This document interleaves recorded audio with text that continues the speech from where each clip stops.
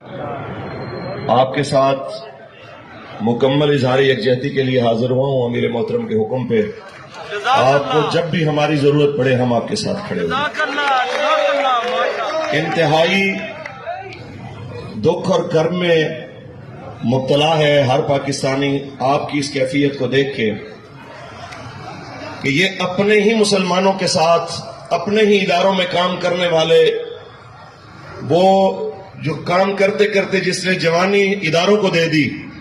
جب پینشن لینے کا وقت آیا تو اس کی پینشن کی کٹوتی میں سے اپنی عیاشیوں کا سامان کرنے والوں کو ہم صرف اتنا کہنا چاہتے ہیں کہ حضرت سیدنا فاروق اعظم رضی اللہ تعالیٰ عنہ کے مبارک دور میں جب آپ نے دیکھا کہ ایک یہودی بھیک مانگ رہا ہے تو آپ نے اس بوڑھے کو دیکھ کے فرمایا کہ کیوں بھیک مانگ رہے ہو؟ تو کہنے لگا سرکار اس لیے کہ جو سالانہ جزیہ، جو سالانہ ٹیکس دینا ہوتا ہے،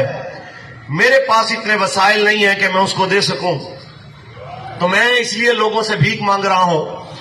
کہ وہ پیسے اکٹھے ہوں تو میں اپنا سالانہ ٹیکس دوں۔ تو حضرت فاروق اعظم کی آنکھوں میں آنسو آ گئے۔ آپ نے فرمایا یہ کیسے ہو سکتا ہے کہ تمہاری جوانی میں ہم تم سے کام لیں، تم سے فائدہ اٹھائیں، تم سے ہماری گورنمنٹ ٹیکس لے، اور جب تم بوڑھے ہو جاؤ تمہیں اس طرح چھوڑ دیا جائے۔ آج کے بعد تمہیں مانگنے کی ضرورت نہیں ہے، ٹیکس دینے کی ضرورت نہیں ہے، جاؤ گھر میں آرام کرو، جس طرح مسلمانوں کو وظیفہ ملتا ہے تمہیں گھر بیٹھے اسی طرح وظیفہ ملے گا۔